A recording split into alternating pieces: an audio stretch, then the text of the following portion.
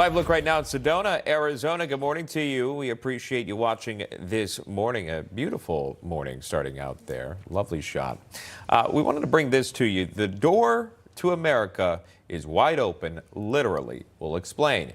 U.S. officials have welded open more than 100 massive gates along the Arizona border with Mexico. They say it's to allow water to flow freely during the annual monsoon season and for the migration of an endangered species of antelope. But the move is also reportedly letting thousands of migrants casually walk into the country daily and overwhelming Border Patrol agents.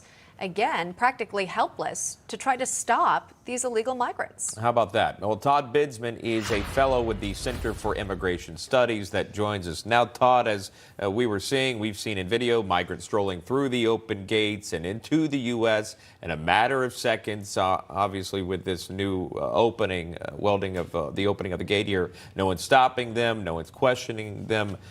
What do you make of this, and also the reasoning behind it with flooding and antelope?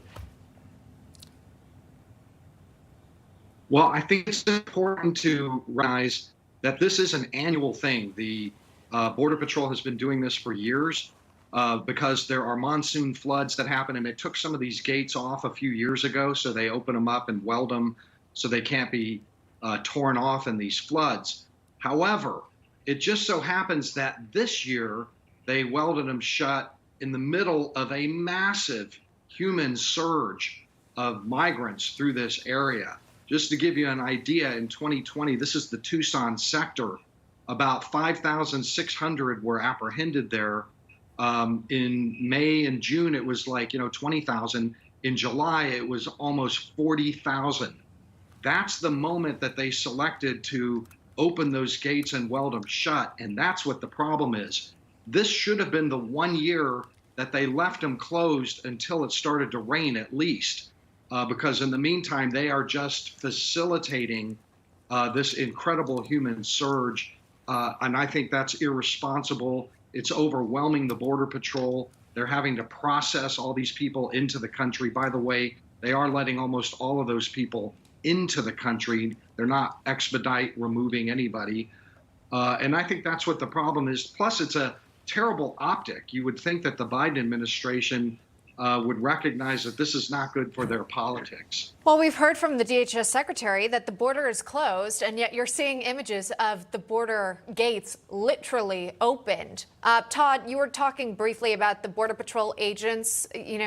When you have sort of these open pathways through, what sort of resources are they left with when it comes to apprehending folks who are trying to potentially make a run for it? Nothing. The Arizona border is unguarded, and it's unguarded because those agents that are assigned to that sector, and that's one of the busiest sectors on the entire border. As I mentioned, this massive surge, well, they have to process them in. They have to have tents. They have to have guys that are doing fingerprinting and putting them on buses and driving them into the interior and then releasing them. And they're so busy doing that the drug smugglers are having a field day. The runners are having a field day all along that border. And the fact that they're opening these gates up like this only exacerbates that. And that's an understatement. It's not exacerbating it. It's really exacerbating it. I mean, it is just something incredible to behold. It's one of the stupidest things I've seen them do.